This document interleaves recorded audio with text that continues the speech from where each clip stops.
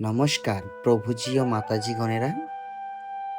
আজকে আমি আপনাদেরকে শোনাতে চলেছি ভগবানের এক দুর্লভ কাহিনী, শ্রীকৃষ্ণ ও সত্যভামার অহংকার ভঙ্গ। আপনারা অবশ্যই ভগবানের শ্রীকৃষ্ণের এই কথাগুলি শেষ পর্যন্ত মন দিয়ে শুনবেন, এতে আপনাদের সবার মঙ্গল হবে। চলুন শুরু করা যাক। যখন সত্যভামার গর্ভ ভেঙে দিলেন শ্রীকৃষ্ণ, শক্তির জয় আর অহংকারের পতন। দ্বারকার রাজপ্রাসাদ সোনালি সূর্যের আলো ঝলমল করছে রাজপ্রাসাদের চূড়ায়। ভেতরে নন্দনকানন বাগানে ভরে উঠেছে ফুলের সৌরভ। রাজপ্রাসাদের অন্দরমহল সাজানো রত্নখচিত আসনে শ্রীকৃষ্ণের পত্নী মণ্ডলীর মধ্যে ছিলেন সত্যভামা। সৌন্দর্যে অপরূপা, রূপে গুণে অতুলনীয়। কিন্তু একদিন তার মনে জন্ম নিল এক সূক্ষ্ম অহংকার। সত্যভামা ভেবেছিলেন, আমি তো শ্রীকৃষ্ণের প্রিয়তমা, আমার সৌন্দর্য, আমার ধনসম্পদ, আমার ভক্তি সবই অন্যদের থেকে অনেক অনেক বেশি। কৃষ্ণ আমাকে সবচেয়ে বেশি ভালোবাসেন, এ নিয়ে কারো কোনো সন্দেহ নেই। একদিন দ্বারকার প্রাসাদে ঋষি নারদ এলেন। নারদ সবসময় যেমন আনন্দের সুরে কৌতুকে ভরপুর। তিনি রাজপ্রাসাদের অন্দরমহলে প্রবেশ করলেন এবং সত্যভামাকে উদ্দেশ্য করে বললেন, নারদ,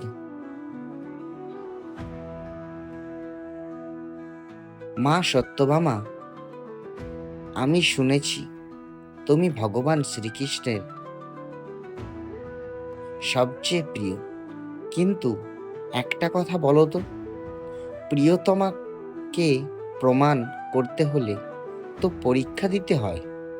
তুমি কি পারবে কৃষ্ণের প্রতি তোমার ভক্তি আর ভালোবাসা সত্যিই সবচেয়ে বেশি তা দেখাতে?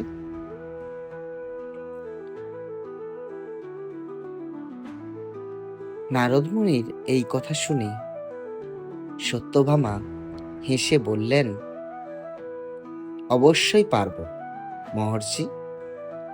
কৃষ্ণ তো আমারই, আমি তাকে যতটা ভালোবাসি আমার থেকে বেশি আর কেউ ভালোবাসতে পারবে না। তুমি চাইলে আজই আমি প্রমাণ করে দেব।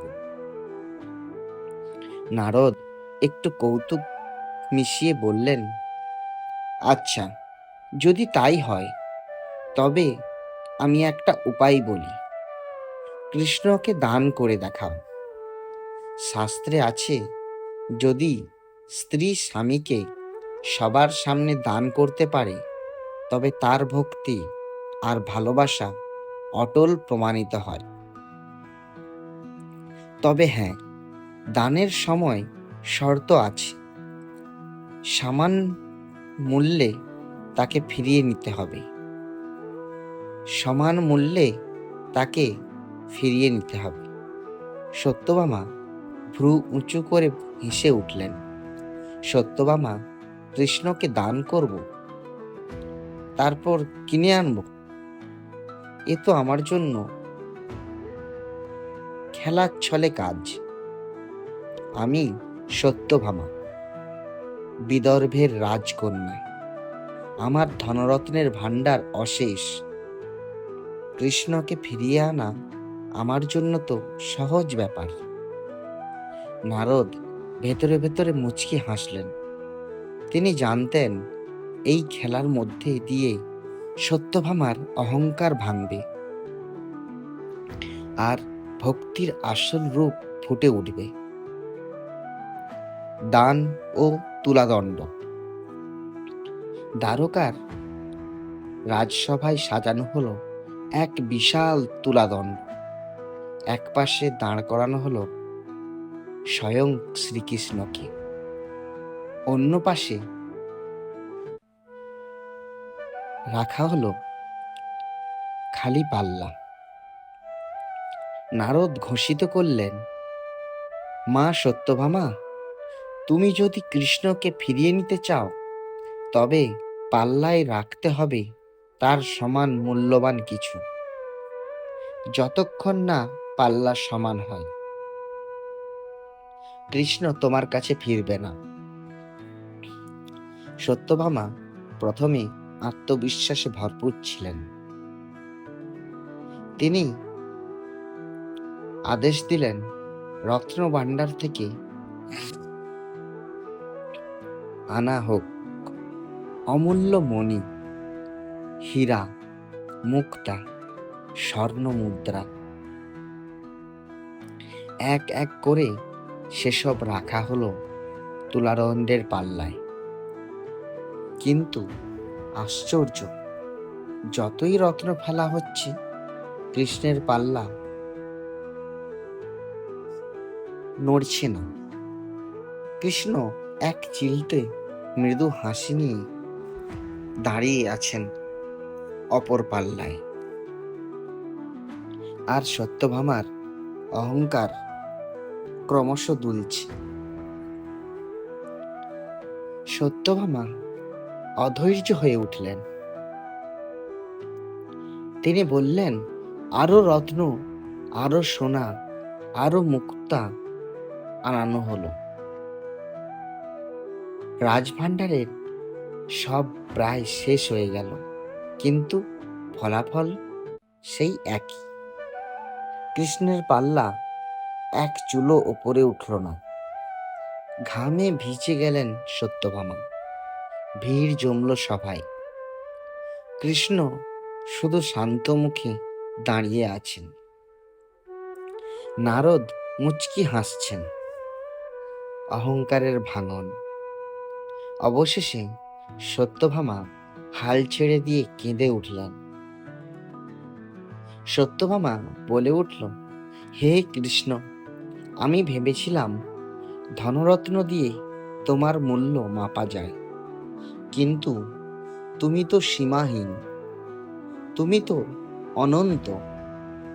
তোমার সমান কোনো ধনরত্ন নেই। আমি মূর্খ, আমি গর্বিণী ছিলাম, আমাকে ক্ষমা করো। ঠিক তখনই সভায় প্রবেশ করলেন আরেক রানী, রানী রুক্মিণী। তিনি শান্ত ভঙ্গিতে তুলাদণ্ডের দিকে এগিয়ে এলেন, হাতে একটি মাত্র তুলসী পাতা। তিনি নম্র কণ্ঠে বললেন, ভগবান, তোমার মূল্যের সমান কিছুই নেই, তবে ভক্তির প্রতীক হিসেবে আমি তোমাকে এই একটি তুলসী পাতা অর্পণ করছি।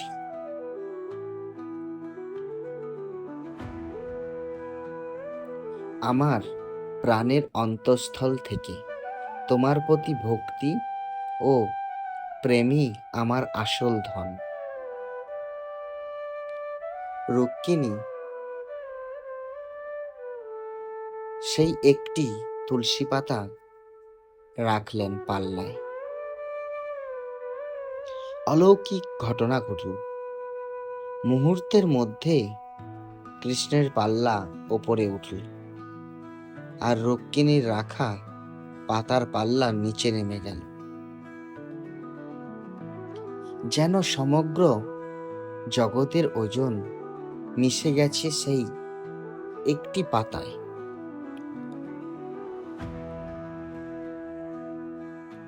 সভামণ্ডপ স্তম্ভিত।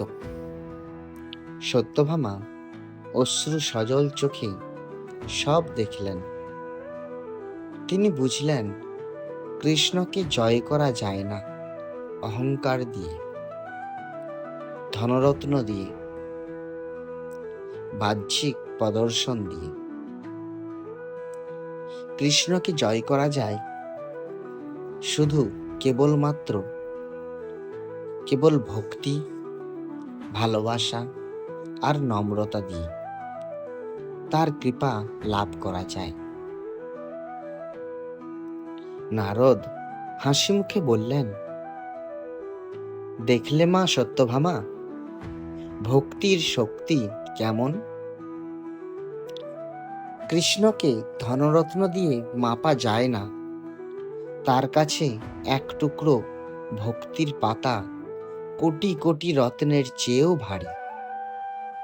সত্যভামা কৃষ্ণের পদে নতজানু হয়ে কাঁদলেন।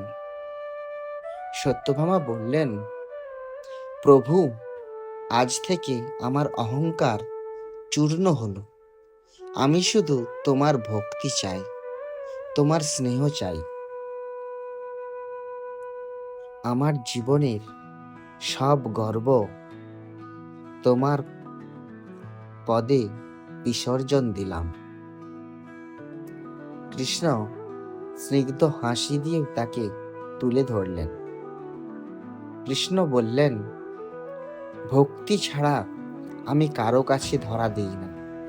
তুমি আজ ভক্তির মহিমা উপলব্ধি করলে, এই তোমার প্রকৃত সম্পদ। এই কাহিনী আমাদের শেখায়, ভগবানকে ধনরত্ন, শক্তি বা গর্ব দিয়ে কখনোই পাওয়া যায় না। ভক্তির এক ফোঁটা অশ্রু, প্রেমের এক টুকরো তুলসী পাতা কোটি কোটি সোনার চেয়েও ভারী। অহংকার ভেঙে নম্রতা ও ভালোবাসাই শ্রীকৃষ্ণকে সন্তুষ্ট করার আসল পথ।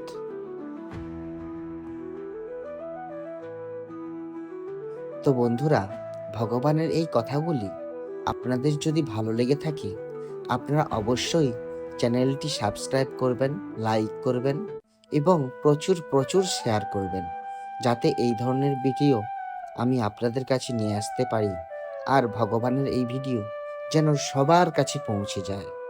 ধন্যবাদ।